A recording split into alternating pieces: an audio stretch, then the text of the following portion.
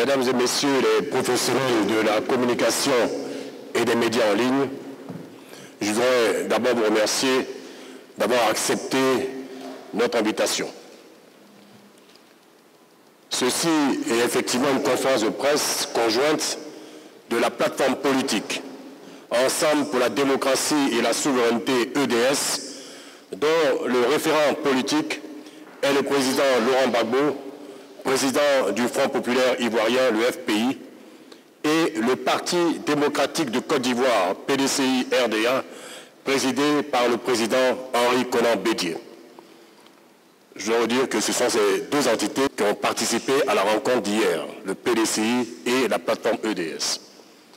Je voudrais vous adresser, avant tout propos, nos vœux de bonne et heureuse année 2020 au nom des présidents Henri Konan Bédié et Laurent Gbagbo et au nom de nos deux entités respectives. La présente conférence de presse a pour objet de partager avec vous notre réaction au sortir de la séance de travail que nous avons eue hier, jeudi 8 janvier 2020, avec le gouvernement dans le cadre de la reprise du dialogue politique. Mesdames, Messieurs, la question de la réforme du cadre institutionnel et juridique qui régit les élections en Côte d'Ivoire nous préoccupe fortement. En effet, depuis le 18 novembre 2016, sur plainte d'une ONG nommée Action pour la protection des droits humains, APDH, la Cour africaine des droits de l'homme et des peuples a rendu un arrêt dans lequel elle ordonne à l'État de Côte d'Ivoire de modifier la loi de 2014 portant organisation, composition, attribution et fonctionnement de la Commission électorale indépendante, CEI, pour la rendre conforme aux instruments internationaux auxquels il est partie prenante. Compte tenu du contexte politique marqué par le manque de confiance entre les différents acteurs, l'opposition politique et les organisations de la société civile appellent depuis des années un large débat national le plus ouvert et le plus inclusif possible en vue de doter notre pays d'un organe électoral consensuel et réellement indépendant et impartial, capable d'organiser des élections véritablement démocratiques. Ainsi, le 21 janvier 2019, sous la pression combinée des partis de l'opposition, de la société civile et de la communauté internationale, le gouvernement ivoirien va enfin consentir à ouvrir les discussions sur la réforme de la CEI. Toutefois, pendant que nous nous sommes employés à démontrer l'intérêt pour notre pays d'une concertation la plus inclusive possible sur la question de la réforme de la CEI et du cadre juridique et institutionnel des élections, le gouvernement, indiquant avoir déjà créé un cadre restreint de concertation avec la société civile, a proposé un cadre similaire, mais de haut niveau, avec les partis politiques. Par la suite, suivra la concertation tripartite, pouvoir, partis politiques et organisations de la société civile. Dans un souci de donner plus de chance au dialogue, nous avons marqué notre accord pour le principe d'un cadre restreint de concertation qui constituait pour nous une solution médiane. Aussi, dans le souci de créer un cadre de discussion sereine et constructive, nous avons demandé que nous soit préalablement transmis un document des termes de référence du cadre restreint de concertation. Cette proposition avait pour but de nous permettre de mieux préparer les rencontres, car nous saurions à l'avance les sujets de discussion, la méthodologie de travail, la liste des participants et les résultats attendus. Le gouvernement s'était engagé à nous faire parvenir ce document dans les prochaines rencontres. Malheureusement, ce document ne nous a jamais été transmis et à notre grande surprise, comme si rien de n'était, le ministère de l'Intérieur nous invitait à la deuxième rencontre du cadre restreint. Nous notons aussi que le gouvernement, faisant fi de nos interpellations, nous excluant d'office des discussions, a fait voter et promulguer la loi sur la composition de la CEI. En insistant sur la tenue d'une large concertation inclusive, nous avions à cœur de doter la Côte d'Ivoire d'un organe électoral consensuel qui s'appuie sur un cadre juridique et institutionnel tout aussi consensuel afin de sortir définitivement du cycle infernal d'élections tumultueuses. Nous étions toujours en train d'interpeller le gouvernement sur les dangers qu'il faisait courir à la Côte d'Ivoire en ne respectant pas les injonctions de la Cour africaine des droits de l'homme et des peuples et en ne tenant pas compte des remarques, interpellations et suggestions de l'opposition significative que nous incarnons, de la société civile et de la population, lorsqu'à l'issue du Conseil des ministres du 25 septembre 2019 à Dimboko, le gouvernement ivoirien a rendu publique la composition de la CEI. L'analyse de cette composition nous donne de constater que sur 15 membres, le pouvoir RHDP s'arrange pratiquement 11 membres. Et comble d'ironie, l'actuel président de cette CEI confligienne, fraîchement démissionnaire du secrétaire général du Conseil constitutionnel, est tout simplement le bras séculier du président du Conseil constitutionnel, qui lui-même est un ami intime du chef de l'État. Quel crédit pouvons-nous donc accorder à un tel organe qui est complètement inféodé au pouvoir?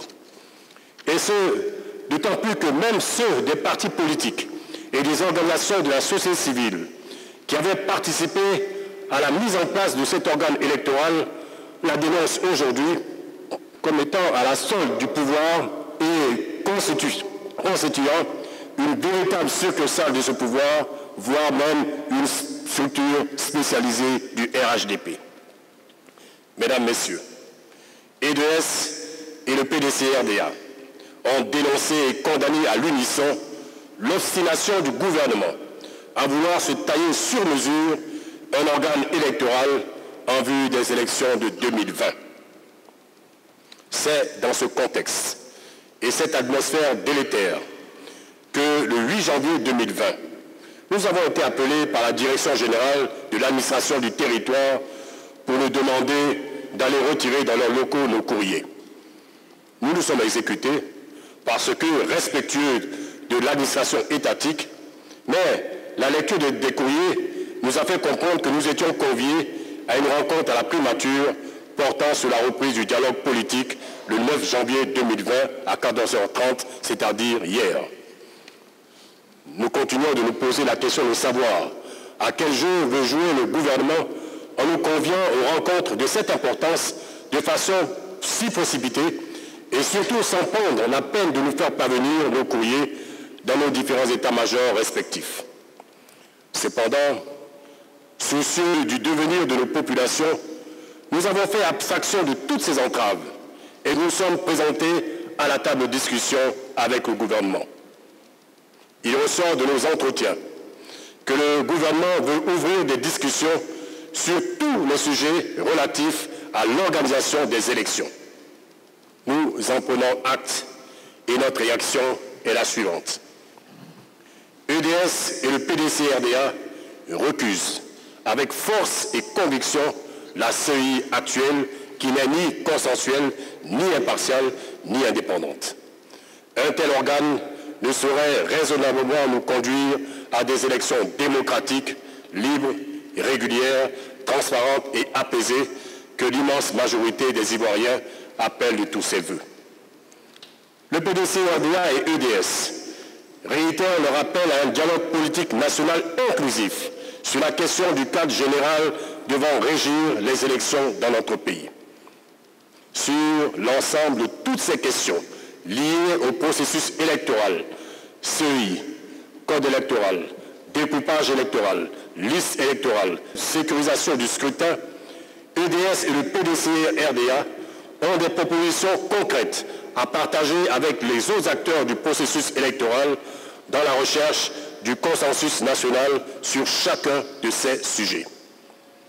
Cette réouverture du dialogue politique est pour nous une grande opportunité pour engager des discussions responsables, franches, sans a priori, ni faux fuyants, dans l'intérêt supérieur de la nation.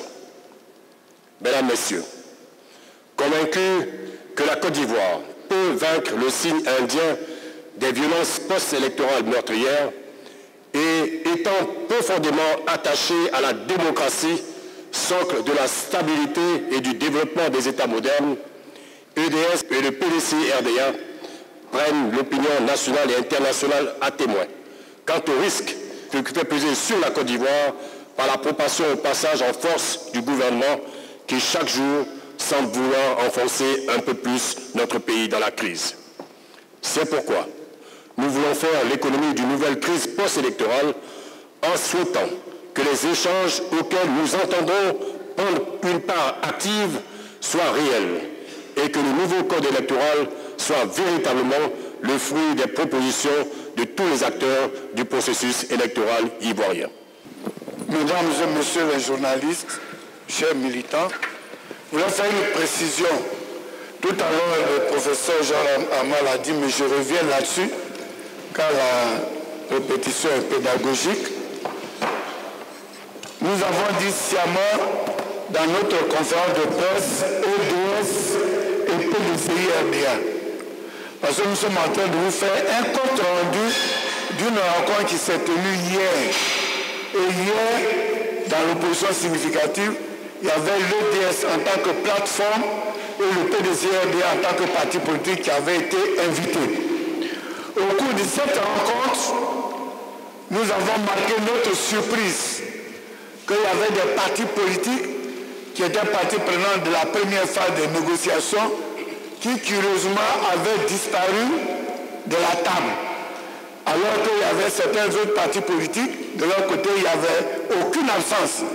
Et les absents, il y avait le RPCI, il y avait l'URD, il y avait l'USD et il y avait le RPP. Après notre intervention, le gouvernement a présenté ses excuses, a dit que c'était une erreur du secrétariat et qu'aux prochaines rencontres, tous ces partis-là seront invités. Donc à partir de la prochaine rencontre, toutes les communications que nous allons animer se feront à EDS et CDRP. Donc, détenez-vous prêts. Chaque fois qu'on sort, on va parler. Parce qu'en Côte d'Ivoire, quand tu es gentil, là, on ment sur toi. Voilà. Vous parlez, vous dites rien, vous faites confiance, et les uns et les autres vont dire ce qui n'est pas. Donc nous, chaque fois qu'on va sortir, prochainement, la semaine prochaine, quand on va sortir, et au DSC-CDRP va se retrouver, on va parler. Chaque fois qu'on va, on vient là, on vous dit, pour que ce soit clair, pour que vous-même vous sachiez qui bloque et qui ne bloque pas. Parce que nous, on veut des élections pacifiques, on ne veut plus de morts d'hommes après des élections. Donc si tous les Ivoiriens, depuis le gouvernement jusqu'à l'opposition, à la même vision, mais en 2 semaines, le problème est réglé. Donc si c'est trop long, c'est qu'il y a d'autres qui sont de mauvaise foi. Deuxièmement, la CEI, nous disons que nous récusons la CEI. Et le Premier ministre a dit, on va discuter des sujets relatifs à l'organisation des élections. Mais pour organiser l'élection là, ce n'est pas seulement le code. Le code là, c'est un papier, il est sur la table. Qui actionne le code? Qui actionne le code? C'est la CEI. Voilà. Donc, dans le code, il y a la CEI. Donc, on va tourner, on va revenir à la CEI. Donc, faites-nous confiance. Nous, on est prêts, on va aux élections. 2020 octobre, il y a encore quelques temps, on va tout faire, on va aller aux élections. La CEI, là, elle ne peut pas travailler dans l'état actuel. Il faut constater que cette CEI est décriée par tout le monde, par nous, l'opposition, et par certaines structures qui ont même travaillé à la mise en place de cet organe. Cette CEI n'est pas consensuelle. Nous ne cessons de le dire. Et nous l'avons dit, nous l'avons signifié au gouvernement, nous n'acceptons pas cette CEI actuelle. Nous allons utiliser tous les moyens démocratiques et légaux pour arriver à la réforme de cette série, à faire en sorte que cette série soit consensuelle. Et croyez-le, nous allons obtenir une série qui sera véritablement consensuelle. Et ça, nous ne transigerons pas. Nous aurons une série consensuelle. Soyez-en profondément convaincus. Qu'est-ce que nous avons arrêté à la dernière rencontre? Nous l'avons dit, et nous refusons cette série, mais nous sommes prêts, nous avons des propositions concrètes, surtout, nous sommes prêts à aller aux prochaines rencontres concernant le code électoral. Nous allons le faire. Bien que nous recusons la série, nous sommes prêts à discuter sur le code électoral et sur tous les autres aspects, puisque nous avons été convoqués pour parler de tous les sujets relatifs à la commission, aux élections en Côte d'Ivoire. Et nous sommes là pour cela. Que ferons-nous? Nous allons tenir une série conseil, nous nous battrons pour cela. C'est ça le seul combat. Je vous dis, la série sera réformée, conformément aux standards internationaux, et nous veillerons là-dessus, et nous l'avons fait comprendre au gouvernement. Nous ne l'accepterons pas. Les journalistes, nous voulons vous demander de nous aider à passer un message que PDCI, CDLP, EDS, l'opposition significative, nous recusons la série. Mais les discussions étant ouvertes, nous allons aux discussions avec le gouvernement. Et la voix s'élève. Aujourd'hui, nous ne sommes pas seuls. Le porte-parole des ambassadeurs le 6 janvier au vœu, qu'est-ce qu'il a dit au chef de l'État? Il dit pour avoir des élections crédibles, pour que chacun reconnaisse sa victoire, il faut que tous les acteurs politiques participent à la gestion de la CEI. Donc ça dit le monde entier s'est rendu compte que notre CEI est mauvaise. Donc nous pensons que les tenants du pouvoir vont écouter, parce qu'ils sont dans le Conseil des Nations, ils vont écouter et puis faire ce qu'ils doivent faire pour que cette CEI soit consensuelle. Mais nous allons continuer les discussions. Mais nous sommes convaincus qu'on va arriver à une CEI consensuelle, à un bon code électoral pour donner à la Côte d'Ivoire des élections qui sont à la hauteur de son prestige mondial. Je vous remercie.